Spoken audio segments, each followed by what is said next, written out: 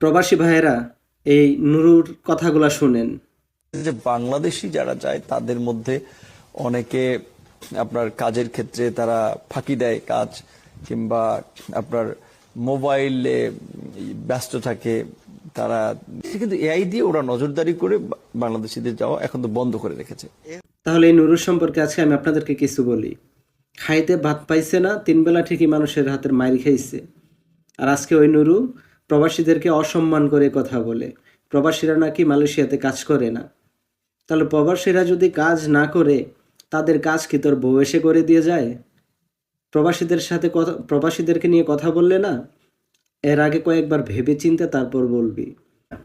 প্রবাসীরা তোর টাকায় চলে না, প্রবাসীরা নিজের টাকায় নিজেরা চলে এবং দেশকে চালায়। তাহলে প্রবাসীদেরকে নিয়ে তোরা কেন এই ধরনের কথা বলিস? তোরা মালয়েশিয়াতে কলিং ভিসা চালু করতে পারবি না, ভালো কথা, এটা সবাইকে প্রকাশ করে দে। এদিন চালু হবে, ওই দিন চালু হবে, নানান ধরনের বাহানা।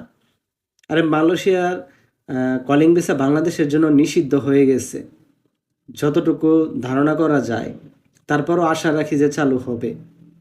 কিন্তু তোরা যে তা পারবি না, এটা ভালোভাবে জনগণ বুঝতে পারতেছে।